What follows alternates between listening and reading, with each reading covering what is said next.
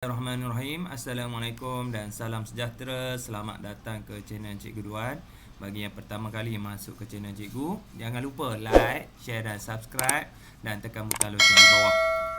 Video kali ini Cikgu ingin kongsikan sains tingkatan 5 KSSM bab 1 mikroorganisma. Kredit kepada Cikgu Nur Razila dari SMK Ulu Tiram Johor. Subtopik yang pertama 1.1 dunia mikroorganisma. Mikroorganisma ialah organisma seni yang tidak dapat dilihat dengan mata kasar. So kita tak boleh tengok guna mata kasar kita, mata kita tak boleh tengok, tak boleh nampak. Okey, tu maksud mikroorganisma. Nak tengok guna apa? Hanya dapat dilihat dengan bantuan mikroskop. So alat yang boleh tengok hanya mikroskop.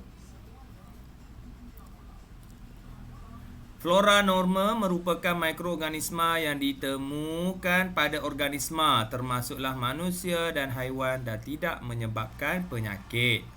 Flora norma ni kan. Okey, ni contoh Staphylococcus sp, Streptococcus sp. So yang tu contoh Staphylococcus ni yang ada dekat kulit ataupun Corynebacterium. Okey. Tu nama-nama dia. Dekat usus kecil pun ada.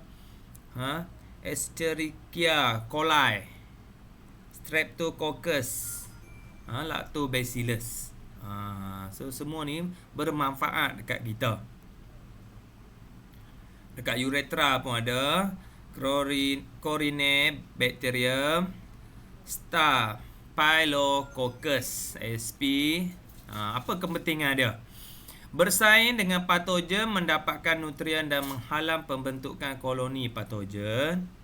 Flora norma terdiri daripada bakteria yang mensintesiskan vitamin B12 dan vitamin K. Okey, ia juga merangsang pertumbuhan tisu badan seperti tisu kolon dan tisu di dalam salur pencernaan, merangsang pembentukan antibodi yang melawan patogen dan penyakit. So ibarat kata flora norma ni macam askar jugalah. Askar yang lawan musuh, yang lawan penyakit. Pengelasan mikroorganisma terbahagi kepada 5. Fungi, alga, protozoa, bakteria, virus. So ada 5 SPM, kita belajar 5 ni. Okey, kita pergi satu persatu. Fungi ataupun kulat. Okey, contoh dia muka, merupakan fungi mikroskopik. Muka kan? Muka dekat mana? Muka roti tu, kulat roti tu. Fungi mempunyai saiz yang berbeza. Terdapat fungi makroskopik. Ingat, mikro kecil, makro ni makro ni besar. Seperti cendawan yang dapat dilihat dengan mata kasar. Dan juga fungsi mikroskopik seperti yeast. Fungi mikroskopik, yeast muka. Yeast yang kita duduk buat roti tu. Okey, antara saiz dia lebih kurang 10 mikrometer hingga 100 mikrometer. Fungi mikroskopik hanya dapat dilihat dengan bantuan mikroskop. Fungi seperti muka lazimnya wujud berkoloni ataupun berkumpulan. Ni kulat ni, muka roti ni. Dia jadi debu putih, lepas putih jadi hitam, hijau. Ni. Kulat. Kulat roti tu kita panggil muka. Fungi unisel seperti yeast berbentuk sfera kecil. Multisel seperti muka lazimnya terdiri daripada sporangium. Ni sporangium ni yang berbentuk sfera dan haifa. Ni yang panjang ni haifa yang berbentuk berbenang. Ni contoh ada gambar ni. Ada dalam buku teks sains kamu. Fungi unisel yeast, ni sitoplasma, nukleus, vakuum, granul. Okey, yang ni muka. Dekat roti tu. Okey. Kulat roti. Sesetengah fungi merupakan saprofit yang memperoleh nutrien daripada organisma yang telah mati dan reput, manakala sesetengah lagi adalah parasit yang mendapatkan nutrien daripada perumahnya. So dia ada dua cara dia. Saprofit ada, parasit ada. Cara dia makan, memperolehkan makanan. Habitat, tempat mana tinggal dia. Okey, lazimnya dihubung kaitkan dengan nutrisi mikroorganisma. Okey. Oleh itu, fungi biasanya hidup di tempat yang mempunyai bahan reput yang banyak, tinja, kulit haiwan dan makanan. Okey. Yang reput. Fungi juga sesuai tumbuh di persekitaran yang gelap dan lembap. Kan? Okey. Kulat biasalah, kulat dekat dahan-dahan pokok apa semua tu. Okey tu. Cara pembiakan dia pula, fungi unisel seperti yeast membiak secara asexual melalui pertunasan.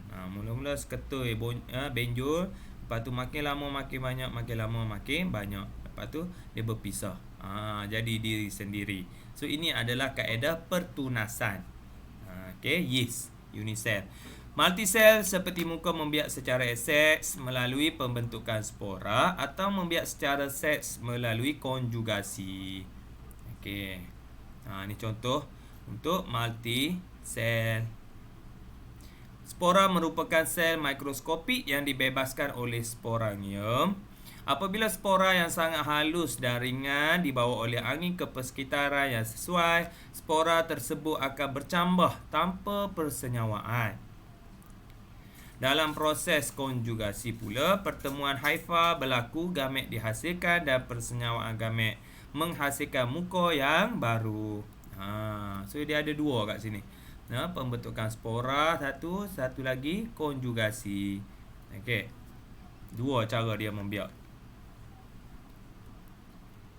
Seterusnya, kita pergi kepada alga. Apa dia alga? Kebanyakan alga berwarna hijau disebabkan oleh kehadiran klorofil di dalam selnya. Perkara ini membezakan alga mikroskopik daripada mikroorganisma yang lain. Klorofil membolehkan alga menghasilkan makanan sendiri melalui fotosintesis. Maksudnya alga ni boleh buat makanan sendiri. Dia tak perlu bergantung pada orang lain. Habitat alga ialah air tawar, air masin, tanah lembap dan kulit pokok yang terdedah kepada cahaya matahari. Dia kena cahaya matahari. Alga seperti Chlamydomonas dapat membiak secara asexual melalui belahan dedua dan secara seks melalui konjugasi. Alga seperti Spirogyra, ni yang macam ni yang panjang ni Spirogyra membiak secara seks melalui konjugasi. Ni contoh pembiakan asexual dan seks Chlamydomonas. Okey. So ni daripada mitosis. Pembiakan asexual, mitosis. Lepas tu dia pecah yang ni. Macam tu lah kitaran dia. Lepas tu menghasilkan 4. Okey. Tu ulang balik. So ini adalah pembiakan asexual. Pembiakan seks ni dia kena ada dua. Nampak ada negatif, ada positif. Lepas tu dia bercantum. Sama macam kita lah. Zygote. Lepas tu meiosis. Kan? Meiosis. Lepas tu sama sel baru. Okey. Melahirkan sel yang baru. Lepas tu ulang balik. Positif jumpa negatif. Macam tu lah. So dia ada dua. Pembiakan asexual dan seks. Saiz dia macam mana? Alga mempunyai saiz yang berbeza. Terdapat alga makroskopik seperti alga laut yang dapat dilihat dengan mata kasar dan juga alga mikroskopik seperti Chlamydomonas dan Spirogyra yang berukuran antara 1 mikrometer hingga beberapa ratus mikrometer. Tu ada dua. Makroskopik alga laut, mikroskopik Chlamydomonas. Okey. Bentuk atau struktur asas dia. Sebelah ni kiri Chlamydomonas, yang ni Spirogyra. So boleh tengok kat sini. Mitokondria untuk tenaga. Okey, dinding sel, membran sel, kloroplas serap cahaya matahari, nukleus, kawal semua aktiviti sel, vakuol, flagellum untuk bergerak. Ni Spirogyra, dia ada apa? Kloroplas, nukleus, sitoplasma. Okey, alga unisel seperti Chlamydomonas, Spirogyra multisel mempunyai kloroplas yang mengandungi klorofil. Untuk apa? Serap cahaya matahari. Okey, kita berhenti setakat itu. Kalau anda suka video cikgu, jangan lupa like, share dan subscribe dan tekan butang loceng di bawah. Sehingga berjumpa lagi dalam video akan datang. Wallahualam. Assalamualaikum.